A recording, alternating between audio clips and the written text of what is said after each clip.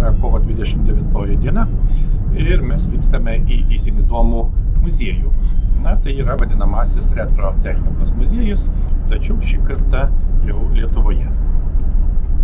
Prieš tai aplankėme 3 panašius muziejus Latvijoje, būtent Rygoje, Bauskėje ir Uzvaroje. Šiandien atvykome į Sodeliškius. Sodeliškiai kaimas Biržų rajono savivaldybės šiaurės vakaruose, 7 km į rytus nuo Pačeriaukštės. Čia būtent ir yra Sodeliškių senovinės technikos muziejus.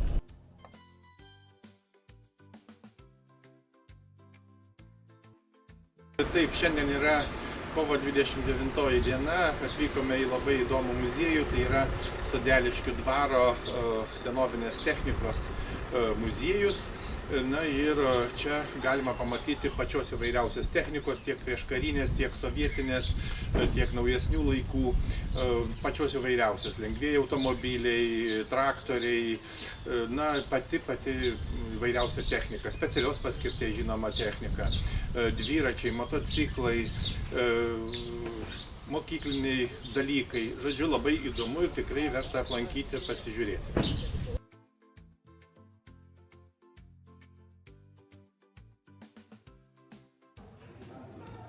Įsigijame bilietus ir iškart einame į uždaroje patalpoje, 2 aukštų angare esančias ekspozicijas ir jas apžiūrėsime.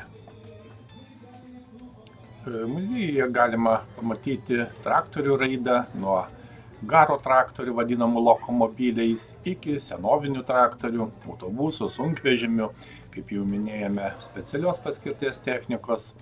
Taip pat gausu prieškarinių, tarybinių automobilių, motociklų, dviračių. Žinoma, yra visokiausių senovinių radijų, vaikiškų vežimėlių, žaislų, ir kitų įdomių istorinių kolekcijų. Beje, čia dauguma matomų automobilių yra tikrai geros būklės, didžioji dalis yra važiuojantis, veikiantis, kai kuriuos iš jų nuomoja įvairioms reikmėms, pavyzdžiui, statant filmus ar kuriant įvairias reklamas.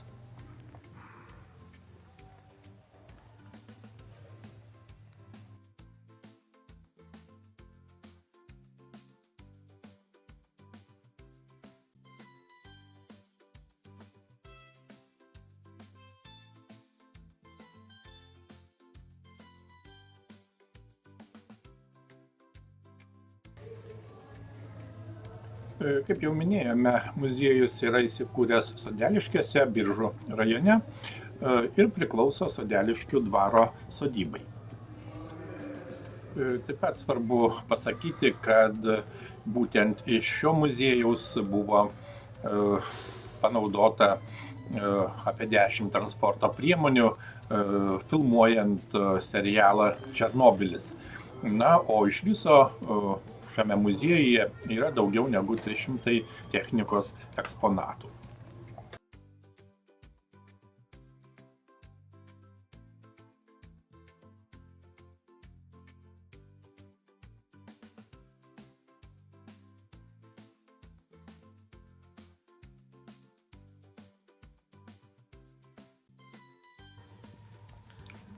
Šiame technikos muziejuje, kaip jau matome apžiūrint, yra ne tik Lietuvos, bet ir kitų šalių technikos eksponatai. Pavyzdžiui, muziejuje galima pamatyti 1898 metų Garinį Keis traktorių, kuris yra vienas iš unikaliausių eksponatų. Taip pat 1929 metų Oldsmobile ir 1942 metų Cadillac automobilius, kurie yra kilę pagaminti Jungtinėse Amerikos valstijose.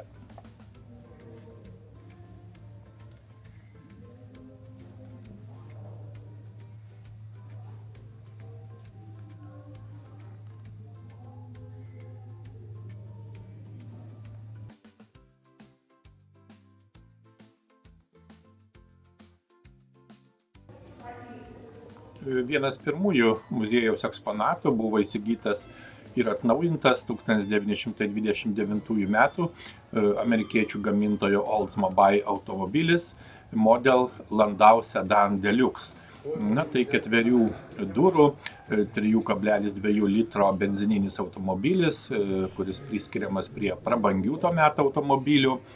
Na ir įdomu tai, kad naujo automobilio kaina tuo metu siekė maždaug 1165 Jungtinių Amerikos valstijų dolerius.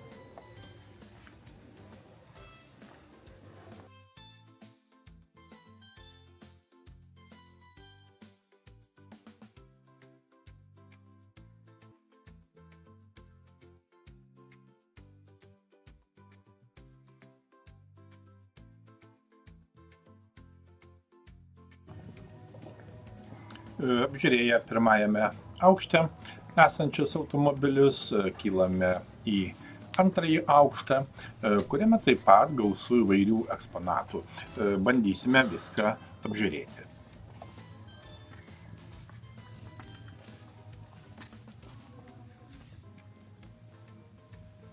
Antrajame aukšte taip pat gausu eksponatų. Žinoma, jie yra mažesni ir lengvesni. Čia, kaip matome, gausu įvairių modelių ir įvairių, žinoma, gamintojų, motociklų, mopedų, dviračių, na ir, žinoma, taip pat lengvųjų automobilių. Galima paminėti, kad pavyzdžiui Douglas 350, kuris buvo pagamintas 1927 metais, yra tikrai seniausias muziejuje esantis motociklas. Taip pat yra kariuomeniai skirti motociklai, kurie taip pat įtraukti į ekspoziciją. Na ir šie motociklai atspindi ne tik technikos raidą, bet ir turi tam tikrą istorinę vertę, praturtina muziejaus kolekciją.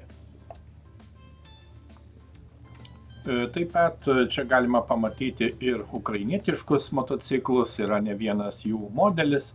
Na, pirmiausia, Dniepr motociklas, kuris yra ukrainietiškas ir buvo gaminamas Kijeve, Ukrainoje.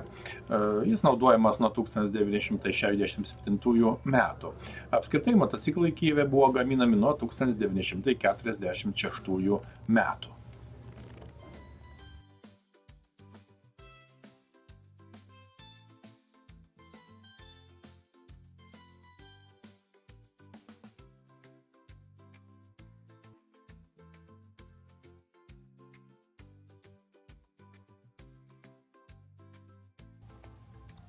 Gana įdomus, kaip matome, sovietiniai vadinamosios milicijos automobiliai ir motociklai.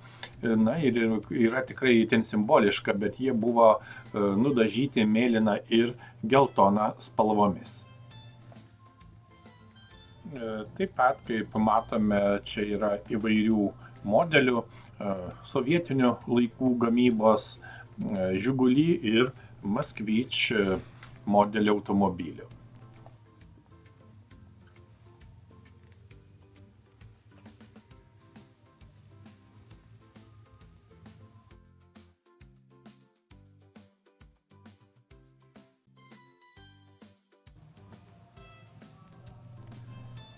Matome tikrai įdomių eksponatų, kai kurie tikrai iki šiol nebuvo iš esmės nematyti, bent mums. Na, galima paminėti, pavyzdžiui, automobilį Trabant. Trabant tai buvusio rytų Vokietijos automobilių gamintojo Web Automobilwerke Zwickau, būtent 1957–1991 metais gamintų mažų automobilių seriją. Iš esmės buvo gaminami 4 modeliai, tai Trabant 500, Trabant 600, Trabant 601 ir Trabant 11. Na ir pirmasis modelis 500 buvo palyginti modernus to meto automobilis, kai tik buvo pristatytas.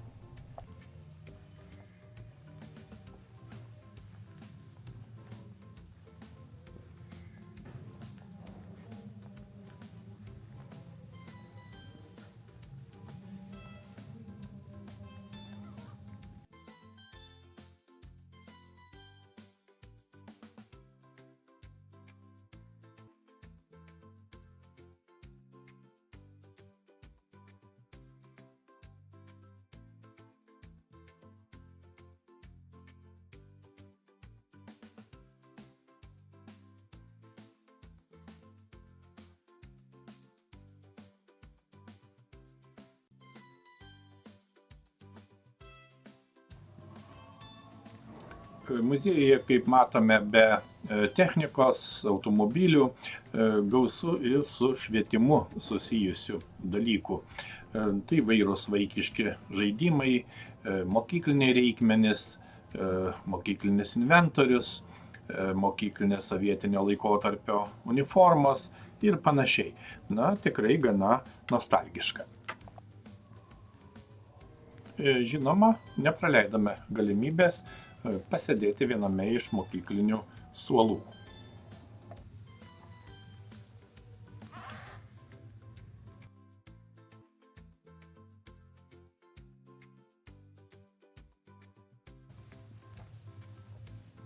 Šiame senovinės technikos muziejuje taip pat, kaip matome, yra tikrai įspūdinga dviračių kolekcija, kurią galima pamatyti kartu su kitais eksponatais.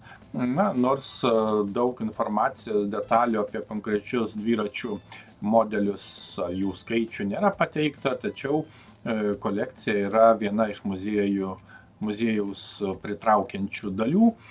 Ir taip pat be abejo papildo bendrą senovinės technikos ekspoziciją. Kaip mums pavyko rasti informaciją, ši dviračių kolekcija buvo net 20 metų kaupta Panevėžio rajono gyventojo Rolando Jakubonio.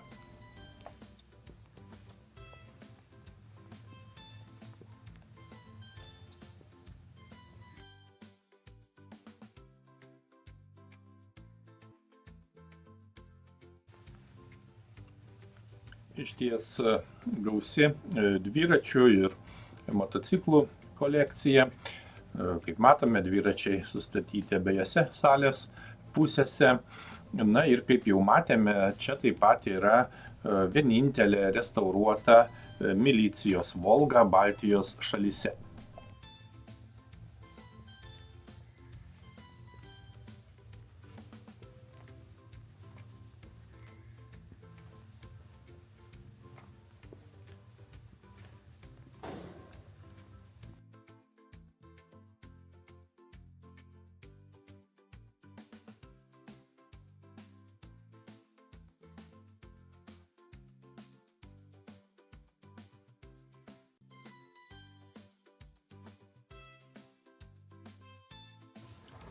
Kaip matėme, tikrai nemažai čia sovietinių laikų technikos, tai jau minėti motociklai, Iž, Dnepr, Ural, taip pat sovietiniai automobiliai Gaz, Vaz, Moskvič, taip pat to laikotarpio specialios paskirties automobiliai kaip gaisrinės, greitosios pagalbos ir milicijos transportas, ir žinoma netgi vaikiškos mašinėlės.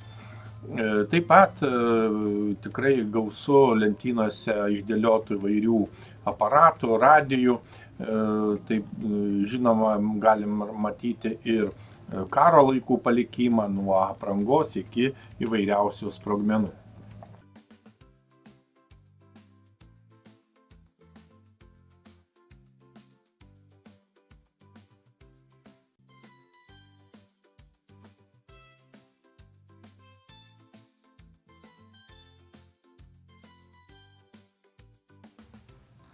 Kaip matyti, nemenka, o gal ir didžiausiąją dalį visų muziejaus eksponatų sudaro vien tik įvairiausi automobiliai. Kitas muziejaus išskirtinis eksponatas, apie kurį jau kalbėjome, yra vokiečių gamybos Trabant 601. Būtent tai 1981 metais pagamintas automobilis, kuris turėjo tapti rytų Vokietijos atsaku vakarų Vokietijoje gaminamam Volkswagen Beetle automobiliai. Žinoma, netapo. Buvo sakoma, kad tai amžinas automobilis. Kaip žinia, didžiulė problema sovietiniais laikais buvo rūdys, kurios sugadindavo automobilius. Tačiau Trabanto korpusas pagamintas iš plastiko, todėl ir buvo sakoma, kad automobilis amžinas.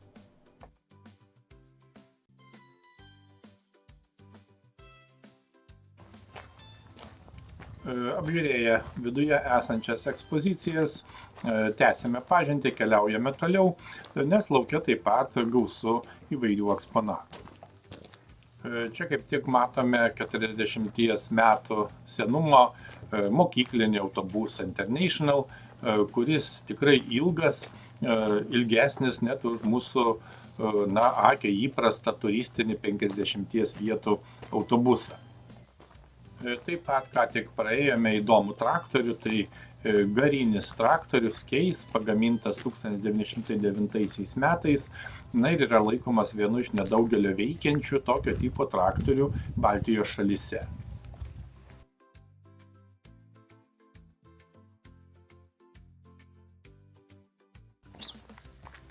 Čia taip pat matome ir An-2 lėktuvą, tai Antonov An-2, rusiška vadinamas kukuruzniku, ypač patvarus, lengvas, vienmotoris lėktuvas, buvo sukurtas 1947 metais Antonov konstruktorių biuro.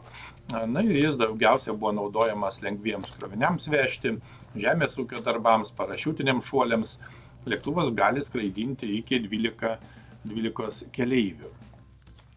Informacijos šaltiniai teigia, kad iki 1960 metų serijinė šių lėktuvų gamyba buvo vykdoma Sovietų Sąjungoje, kurios metu buvo pagaminta daugiau kaip 5000 lėktuvų. Vėliau 1957-1992 metais pagal licenciją šie lėktuvai buvo gaminami Kinijoje ir Lenkijoje.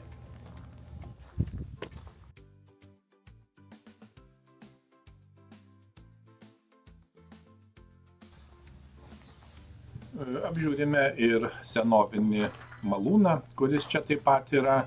Kaip žinia, šis malūnas kažkada stovėjo Šelėnų kaime, Šiaulių rajone. Tai 3 aukštų malūnas, kuris buvo pradėtas statyti 1933 metais.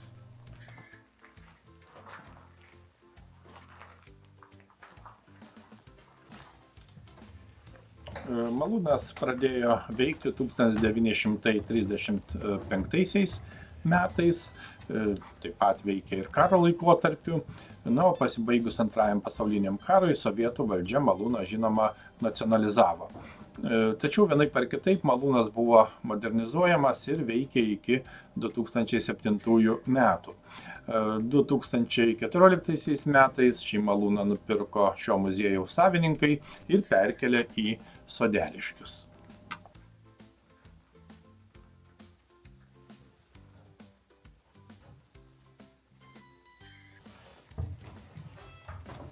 Apžiūrime visus 3 aukštus, tikrai įdomios konstrukcijos, įdomios technologijos. Galima išsamei susipažinti su grūdų malimo procesu.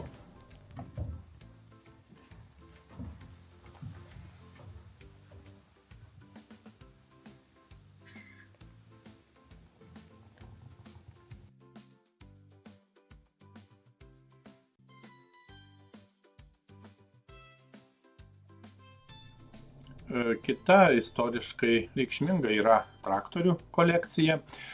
Dalis, kaip matome, jų stovi lauke po atviru dangumi, kita dalis yra uždarame angare. Galima pagrįstai sakyti, kad tai yra didžiausia Lietuvoje senovinių traktorių kolekcija. Jų čia tikrai gausu, daugiau negu 50. Seniausiai yra pagaminti dar XIX amžiuje ir dažniausiai varomi garo varikliu.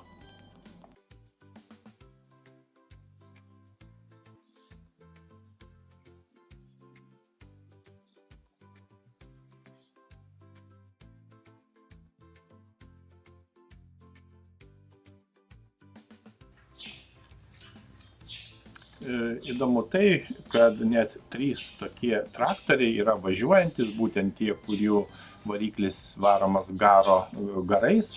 Galima užsisakyti ir tokią demonstracinę paslaugą, ir pažiūrėti, kaip toks traktorius yra užvedamas.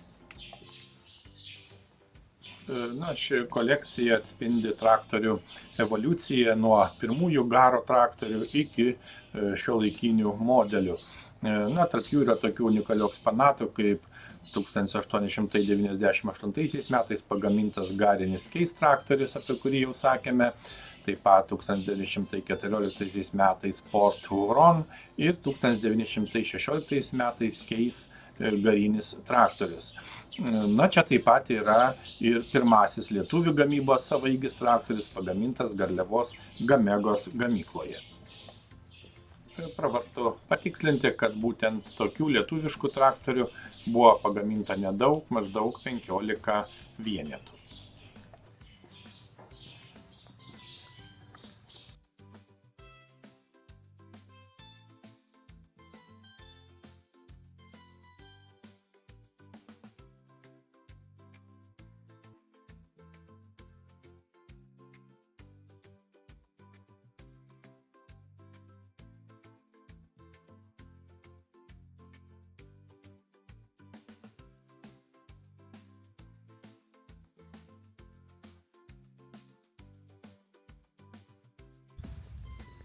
Apžiūrime kitus eksponatus, tęsėme pažintį su šiuo muziejumi. Na, lauke taip pat matome įvairiausius sunkvežimius, taip pat specialios paskirties automobilius, na ir žinoma taip pat įvairiausius traktorius. Kaip matyti, tai daugiausia sovietinio laikotarpio automobiliai, tiek rusiški, tiek baltarusiški. Kiek tolėliau yra keletas sovietinės gamybos autobusų.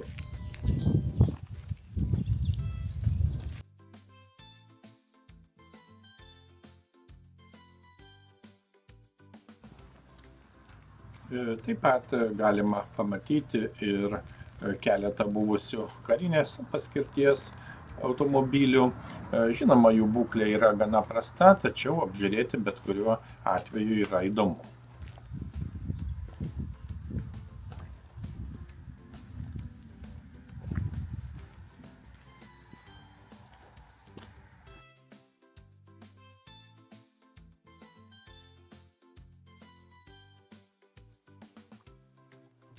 Kaip jau sakėme ir matėme, kad čia gana gausu karinės technikos, tikrai didelė kolekcija. Na, tarp įdomiausių eksponatų yra Luaz 967M amfibija. Taip pat matėme įvairių motociklų kariškiams, specialios paskirties, pavyzdžiui, karinis automobilis GAZ-51, kuris buvo naudojamas lauko ligoninėse dezinfikuoti patalynę ir pacientų drabužius.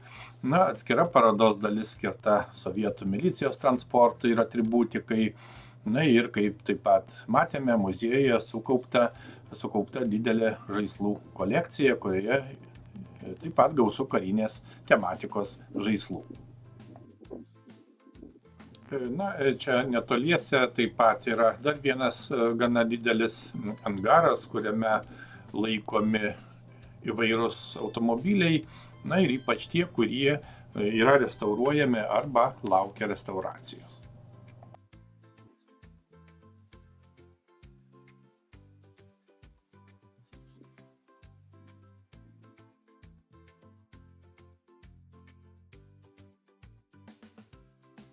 Taigi, apžiūrėjome technikos muziejų, iš tikrųjų gausu visko, šiuo metu, kaip matome, esame lauke ir lauke taip pat yra įvairių ekspozicijų, na, žinoma, čia yra senesni įvairūs traktoriai, įvairių laikotarpių.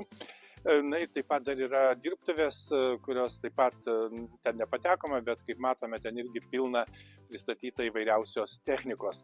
Na ir čia taip pat matom įvairią senąją techniką, automobilius, traktorius ir taip toliau. Taip kad tikrai pravartu atvykti, apžiūrėti šitą muziejų, na ir tikrai gausu įvairios informacijos ir susipažinti su technikos istorija.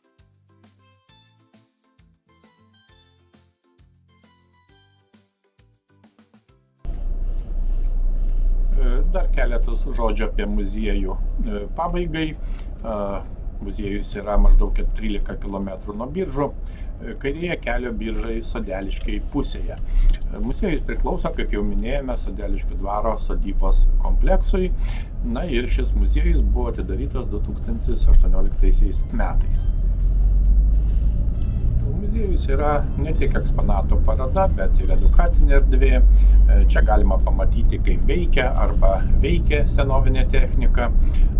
Taigi apsilankymas šiame muziejuje yra ne tik galimybė pamatyti unikalius eksponatus, bet ir geriau suprasti technikos istoriją, kultūrą ir jos įtaką žmonių gyvenimui.